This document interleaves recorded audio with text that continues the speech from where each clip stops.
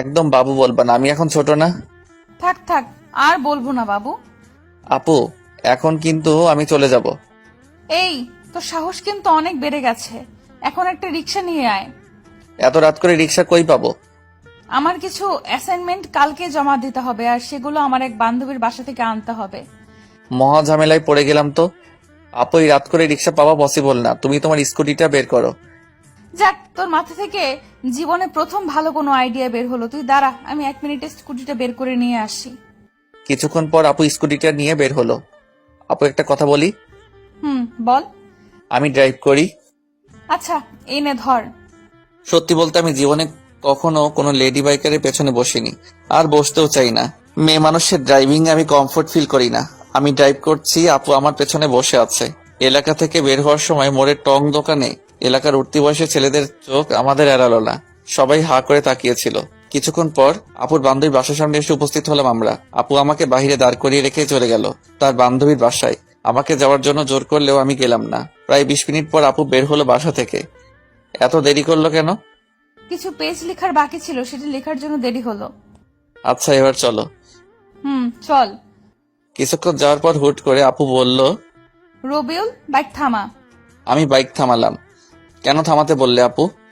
চল ফুচকা খাই। এখন এই রাত করে ফুচকা খাবে তুমি? আমরা দুজনই খাবো। আসলে রবিউল, জানিস, আমি জানি না আমি দেখতে কতটা ভালো বা খারাপ, কিন্তু জানিস ফুটপাতে বা কোথায় গিয়ে কিছু একটা চাইলে হয়তো ছেলেরা টিস করবে, আর সেটা না হলে এমন ভাবে তাকিয়ে থাকবে যেন খাবারের বদলে আমাকেই গিলে খাবে। তার জন্য ইচ্ছে থাকা সত্ত্বেও বেশিরভাগ সময়ে বাহিরের কোনো কিছু খাই না আমি। এখন তুই আছিস পাশে, প্লাস লোকজনও নেই তেমন, তাই খেতে ইচ্ছে হলো। আচ্ছা চলো আপু। আমরা দুজন মিলে ফুচকা খেলাম।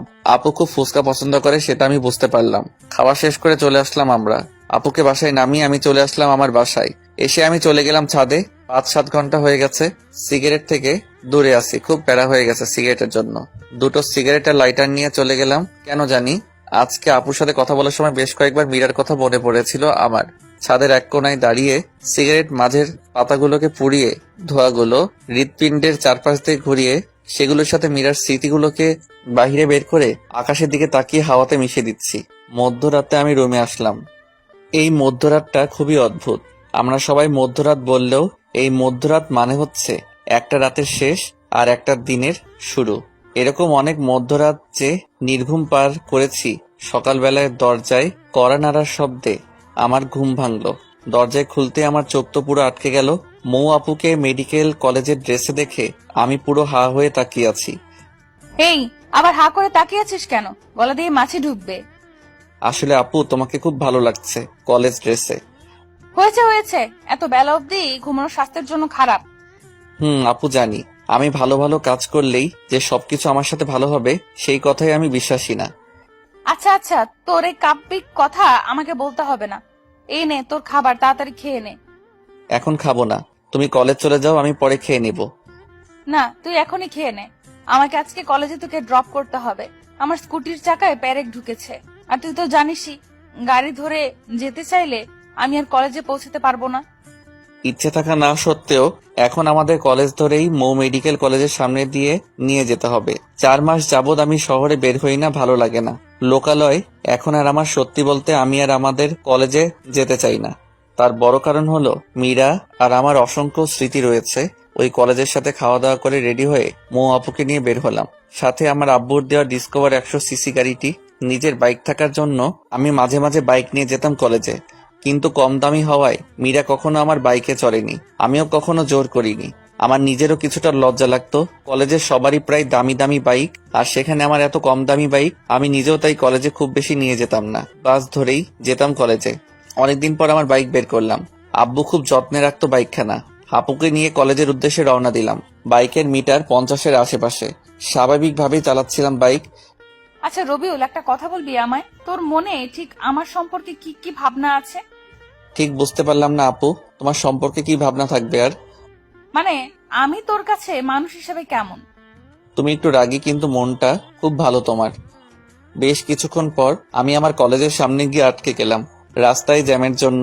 বেশ কিছু বন্ধুর সাথে রাস্তায় দেখা হলো। আমার পেছনে মৌ আপুকে দেখে তো সবাই জেলাস ফিল করছিল। খুব কাছে কয়েকজন বলেই দিল, দোস্ত তাহলে ডক্টরের সাথেই হয়ে গেল। এরকম কমেন্ট আমি লজ্জায় মাথা তুলতে পারছিলাম না। আপুর দিকে তাকিয়ে দেখি উনি মুচকি মুচকি হাসছে। সামনে একটা বাসের চাকা ফেটে গিয়েছে। কমপক্ষে 20 মিনিট তো লাগবেই। যেখানে বাঘের ভয় সেখানে রাত হয়। দেখি আমার বন্ধু রাতুল আসছে। আমাকে পচানোই ওর সবচেয়ে প্রিয় স্বভাব। দোস্ত তুই এখানে আটকে আছিস? আর ওইদিকে পুরো কলেজে তো এখন টপ নিউজ, তোর ডক্টর গার্লফ্রেন্ড। তা দোস্ত, ভাবি কিন্তু দেখতে আগুন সুন্দরী। এতদিন তাহলে কলেজে না আসে ভাবিকেই সময় দিতা ভালোই। তো ভাবির সাথে একটু পরিচয় করে দে, নাকি সেটাও দিবি না? আমি কিছুই বলতে পারছি না। ভাবি, আমি রাতুল, আমি রবিউল, একই সাথে একই বিভাগে পড়ছি। আমি মৌ, এখন ঢাকা মেডিকেল কলেজে পড়ছি। মনে মনে তো সেই আল্লাহকে ডাকছি। এখন যদি আপু বলে দেয় সে আমার বড় বোন, তাহলে লজ্জায় মাথা কাটা যাবে। আচ্ছা ভাবি, আপনাদের সম্পর্ক কতদিনের? এই তোর এখন এসব জানতে হবে না। রাস্তায় দাঁড়িয়ে কেউ এসব কথা বলে, এখন সময় নেই। আরে দোস্ত, এমন করিস কেন? রাস্তায় তো জ্যাম। আর কতদিন তোর সাথে কথা হয় না। মনে চাইতেছে রাতুলকে কলেজের পুকুরে যদি চুবাই। আমরা রিলেশনে গিয়েছি 4 মাস হলো প্রায়। আর কিছু জানার আছে কি রাতুল?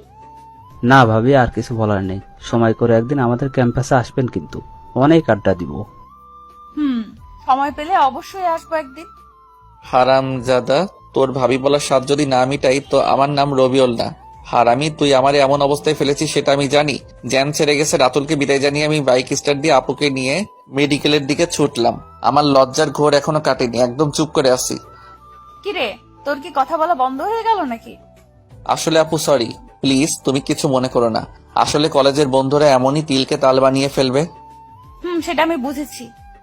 ধন্যবাদ আপু, তুমি অনেক মিথ্যে বলে হলে ও আমার মান সম্মানটা বাঁচিয়ে দিয়েছো। আপুর কলেজের সামনে এসে গিয়েছি। আপুকে নামিয়ে দিয়ে চলে আসলাম। বাসে এসে শুয়ে আছি। কলে আম্মুর সাথে কথা হলো। দাদার অসুখ নাকি আরো বেশি, ওনাদের আসতে ভালোই সময় লাগতে পারে। আমিও তেমন কিছু বললাম না। আপুর সাথে এই 2 দিন সঙ্গ দিয়ে আমার মনটা কিছুটা হালকা হয়েছে। অনেকদিন পর বই নিয়ে বসলাম। বিগত 4 মাসে বইয়ের সাথে সম্পর্ক বিচ্ছেদ ছিল। টানা 4-5 ঘন্টার মতো পড়লাম। হুট করে মৌ আপুর কথা মনে হলো। আপুকে তো আমি রেখে আসছি কলেজে। আপু যদি আসার সময় গাড়িতে করে আসতে চায় তাহলে অনেকগুলো বাস পাল্টিয়ে আসতে হবে। অনেক টাইম লেগে যাবে। কেন যেন আমার অবচেতন মনের কথা শুনে আমি বাইক নিয়ে চলে গেলাম আপুকে নিয়ে আসার জন্য। আপুর কলেজের সামনে গিয়ে দেখি 3:20 বাজে। বেশ কিছুক্ষণ ওয়েট করার পর আপুকে দেখতে পেলাম। আপু কিছুটা দূর থেকে আমাকে দেখে একটা তৃপ্তির হাসি দিল। আপুর হয়তো আমাকে দেখে অবাক হলো। কিরে, আবার কি মনে করে এসেছিস? কেন, এসে কি তোমাকে ঝামেলায় ফেললাম নাকি? আমি কি তোকে বলেছি নাকি